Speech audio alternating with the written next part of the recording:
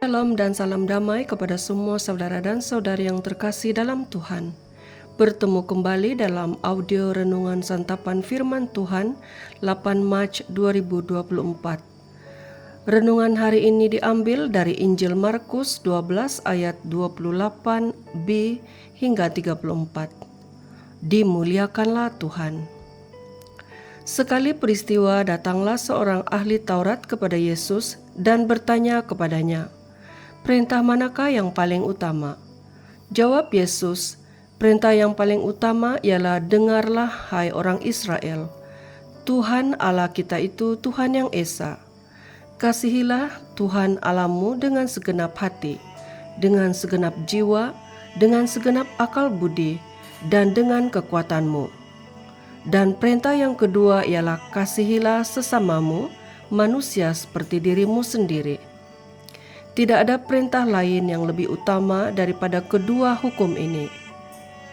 Berkatalah ahli Taurat itu kepada Yesus, "Guru, tepat sekali apa yang kau katakan, bahwa Dia itu esa, dan bahwa tidak ada Allah lain kecuali Dia.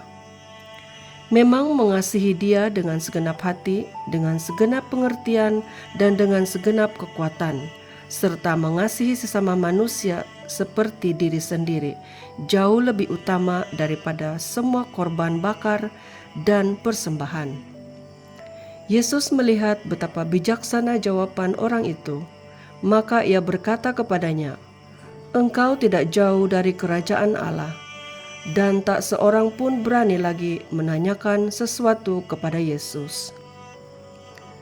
Injil Tuhan, terpujilah Kristus. Saudara dan saudari yang terkasih dalam Tuhan, kisah Injil hari ini membicarakan tentang seorang ahli Taurat datang kepada Yesus dan bertanya perintah manakah yang paling utama. Yesus menjawab, perintah yang paling utama ialah, pertama, dengarkanlah hai orang Israel, Tuhan Allah itu adalah Tuhan yang Maha Esa. Kasihilah Tuhan Allahmu dengan segenap hati, dengan segenap jiwa, segenap akal budi, dan dengan segenap kekuatanmu. Dan perintah yang kedua ialah, kasihilah sesamamu manusia seperti dirimu sendiri. Dari jawaban Yesus ini, ada dua hal penting yang boleh kita renungkan hari ini, yakni hukum kasih, mengasihi Allah dan sesama. Dan keduanya ialah satu kesatuan yang tidak dapat dipisahkan. Artinya, jika seseorang mencintai Allah, mengasihi Allah, maka mengasihi sesama merupakan wujud konkret dari cintanya kepada Allah. Mencintai Allah harus diwujudkan dalam cinta sesama.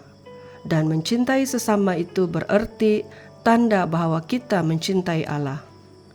Saudara dan saudari, jawaban Yesus ini membuka hati kita dan para ahli Taurat tersebut. Mereka mengakui bahwa semua aturan dan ketua keagamaan berpusat kepada dua hukum tersebut. Artinya, jika seseorang hanya menjalani aturan yang berlaku tanpa cinta kasih terhadap sesama, maka apa yang kita lakukan adalah hanya kesia-siaan dan persembahan tidak berkenan kepada Allah. Dan Yesus juga memuji ahli Taurat tersebut dengan mengatakan, "Engkau tidak jauh dari kerajaan Allah."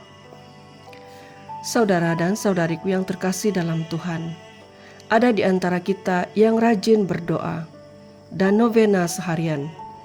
Tetapi mengapa kita tidak dapat menahan daripada marah dan tidak dapat menahan untuk merendah-rendahkan orang lain, dan juga tidak dapat menahan untuk bercerita tentang kelemahan orang lain?